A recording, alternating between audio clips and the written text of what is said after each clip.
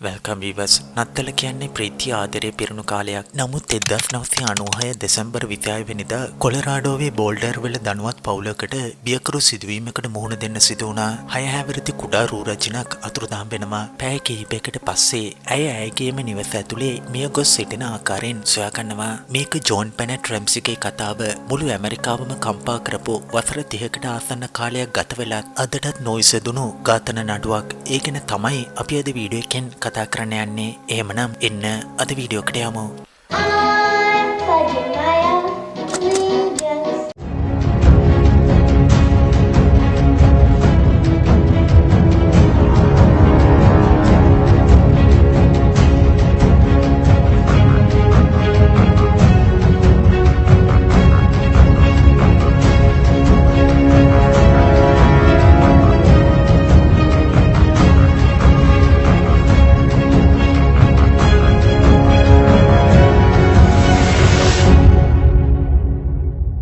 John පෙනෙට් පැට්‍රීෂියා රැම්සි කියන ගැහණු දරුවා 1990 අගෝස්තු 6 වෙනිදා උපත ලබනවා. ඇය ජෝන් සහ පැට්සි රැම්සිගේ බාලම දරුවා වුණා. ඇයගේ පියා ජෝන් පරිගණක සමාගමක් පවත්වාගෙන ගිය සාර්ථක ව්‍යාපාරිකයෙක්. ඔහුගේ බිරිඳ පැට්සි වරක් රූපලාවන්‍ය රචනක් ලෙස කිරුළු පළඳලා තියෙනවා. පැට්‍රීෂියා ප්‍රීතිමත් වගේම උද්‍යෝගිමත් දරුවෙක්. ඇය ගායනයට වාදනයට වගේම විලාසිත ඇඳුම් ඇඳීමට ප්‍රිය කළා. ඇය ළමා රූපලාවන්‍ය තරඟ සඳහා තරඟ කරලා බොහෝ කුසලාන සහ උටුණු දිනාගෙන තියෙනවා. ඇයගේ මවට ඇය කුමාරිකාවක්. ඇයගේ පියාට ඇය ඔහුගේ ඇස් දෙක වගේ. රැම්සි වල ඒ වෙනකොට 6 හැවිරිදි පැට්‍රීෂියා සහ 9 හැවිරිදි ඔවුන්ගේ පුතා වන බර්ග් සමග බෝල්ඩර් වල විශාල නිවෙසක ජීවත් වෙමින් හිටියා. පිටතින් බලනකොට පරිපූර්ණ පවුලක් විදිහට පෙනෙන්නට තිබුණා. නමුත් ඔවුන්ගේ සතුට දිගු කාලයකට පැවතුනේ නැහැ.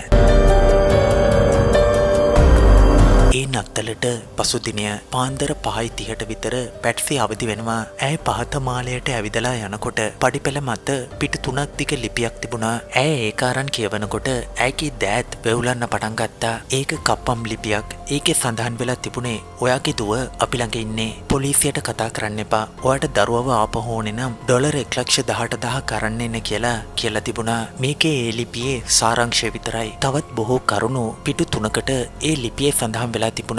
ඔවුන් ඉල්ලපු කප්පම් මුදල ටිකක් අමුතුයි. ඇයි කිව්වොත් ඒ මුදල ඒ අවුරුද්දේ ජෝන් රැම්සිගේ නත්තල් ප්‍රසාද දීමනා මුදලට සමානයි. ගොඩක්ම අද්භූතම දේ තමයි ඔවුන්ගේම නිවස තුල තිබුණු පෑන සහ කඩදාසි වලින් ඒ ලියුම ලියලා තිබුණා. ඒක කප්පම් ලිපියකට වඩා චිත්‍රපට පිටපතක් වගේ තිබුණා. ලිපියේ පොලිසියට කතා කරන්න එපා කියලා අනතුරු අඟවලා තිබුණත් පැට්සි බීතියට පත් වෙලා වහාම 911 එකට අමතනවා. උදෑසන වෙනකොට පොලිස් නිලධාරීන් නිවසට එනවා. රැම්සි වලට සහයට මිතුරන් සහ අසල්වැසියනුත් ඇවිල්ලා හිටියා. නිවසේ සාක්ෂි විනාශ කරමින් නිවස ඉක්මනින්ම මිනිසුන්ගෙන් පිරලා යනවා. නිලධාරී නිවස පරීක්ෂා කළත් ජෝන් පෙනෙට් ගැන කිසිම හොඩුවාවක් ලැබුණේ නැහැ. කප්පම් ලිපියේ සඳහන් වුණේ පැහැරගත් අය පස්සේ උපදෙස් සමග කතා කරනවා කියලා. හැමෝම දුරකථනයේ දිහා නොඉවසෙල්ලෙන් බලාගෙන හිටියා ඇමතුමක් ලැබෙයි කියලා. නමුත් ඇමතුමක් ලැබුණේ නැහැ. පැය ගණනක් ගෙවී යනවා. නිවස ආතතියෙන් පිරලා යනවා. දහවල් 1ට විතර ජෝන් රැම්සි බිම්මහල සෝදිසි කරනවා. කුඩා අඟුළු තමපු කාමරයක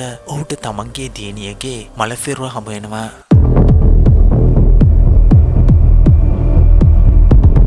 ජෝන් බෙනෙට්ගේ සිරුර සුදු පැහැති බ්ලැන්කට්ටුවකින් ඔතලා තිබුණා. ඇයගේ බෙල්ල වටා ලණුවක් බැඳලා තිබුණා. ඩක්ට් ටේප් එකකින් ඇයගේ මුඛය ආවරණය කරලා තිබුණා. ඇයගේ හිසට පහර දීලා කෙල සිර කරපු සලකුණු තිබුණා.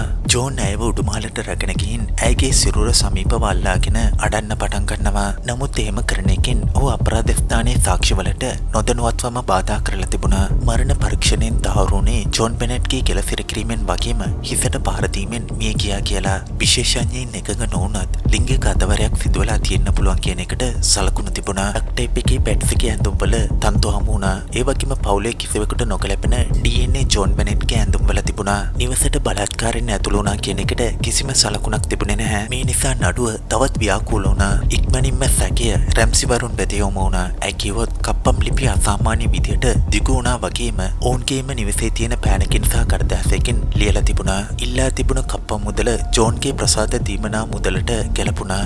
සමහර රාජපරීක්ෂකයන්ගේ තර්කය වුණේ පැට්සි විසින් ජෝන් බෙනෙට්ව මරා දමලා පොලිසිය නොමග යවන්න මේ කප්පම් ලිපිය ලියලා ඇති කියලා. තවත් සමහරු හිතුවේ පැට්‍රිෂියාගේ සහෝදරය වන බර්ග්ගේ අතින් සිදු වුණු හානිය දෙමාපියන් විසින් පසන් කරනවා කියලා. නමුත් කිසිවක් ඔප්පු කරන්න තරම් ප්‍රමාණවත් සාක්ෂි තිබුණේ නැහැ. රැම්සියෝලගේ හැසිරීමත් පොඩ්ඩක් අසාමාන්‍යව තිබුණා. ඔවුන් ඉක්මනින්ම නීතිඥවරුන්ගේ සහාය පැතුවා. ඔවුන් ඉන්පස්සේ පොලිසියට සීමිත සහයෝගයක් තමයි ලබා දුන්නේ. ඉන්පස්සේ ඔවුන් මේ ඝාතනයේදී ඔවුන්ගේ සම්බන්ධතාවය ප්‍රතික්ෂේප කරමින් රූපවාහිනියේ පෙනී සිටියා. නමුත් මහජනතාවට ඔවුන් මත සැකයක් තිබුණා. පවුලේ සියලුම දෙනා අපරාධකරුවන් කියලා හැමදෙනාම විශ්වාස කළේ නැහැ. සමහර විමර්ශකයින් අනවසර ඇතුළුවීමේ න්‍යාය ඉදිරිපත් කළා. මේ න්‍යාය සඳහා සාක්ෂි අතර බේස්මන්ට් එකේ කවුලක් තරමක් විවෘතව තිබුණා. පවුලේ කිසිවෙකු සමග නොගැලපෙන ජෝන් බෙනෙට්ගේ සිරුර ළඟ තිබුණු පාසලකුණු ඇයිගේ ඇඳුම්වල තිබුණු නාදුනන DNA මේකේ නැගෙන්නේ යම් කෙනෙකු නිවසට කඩා වැදිලා ජෝන් බෙනෙට්ව මරා දමලා පලා ගිහින් තියෙනවා කියලා. නමුත් විචාරකින් ප්‍රශ්න කළේ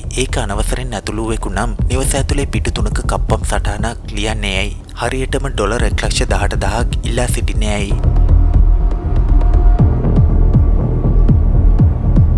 6 හැවිරිදි රූරජනගේ ඝාතනය ඉක්මනින්ම මාධ්‍ය පුරා ප්‍රචාරය වෙන්න පටන් ගත්තා. ප්‍රවෘත්ති මධ්‍යස්ථාන ඇගේ සංදර්ශන වීඩියෝ නැවත නැවතත් ප්‍රචාරය කළා.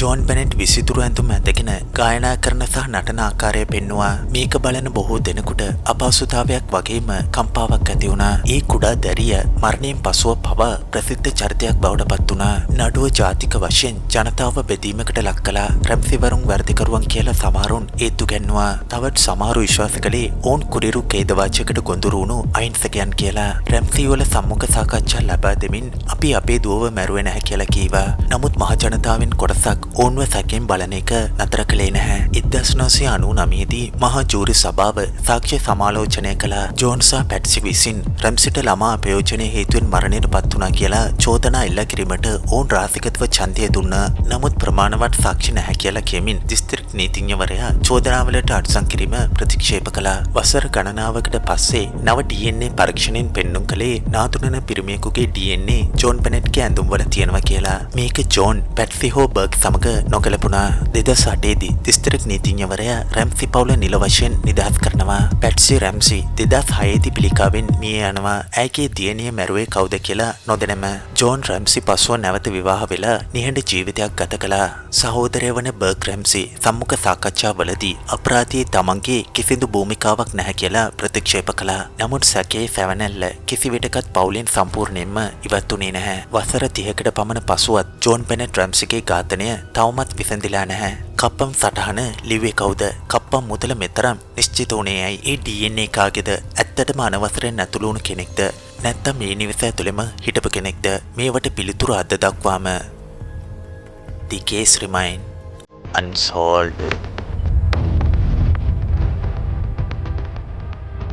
ජෝන් බෙනෙට්ගේ සිනහව දීප්තිමත් වුණත් ඇයගේ ජීවිත කතාව අඳුරුයි. පිළිතුරු ලැබෙන තුරු ඇයගේ මරණය අභිරහසක්ව පවතී. ඔයාලා මේ කේස් එක ගැන මොකද හිතන්නේ කියන එක පහලින් කමෙන්ට් කරන්න. ඔයාලා හිතන පරිදි ජෝන් බෙනෙට්ව ඝාතනය කළේ කවුද? කප්පම් ලිපිය ලිව්වේ කවුද?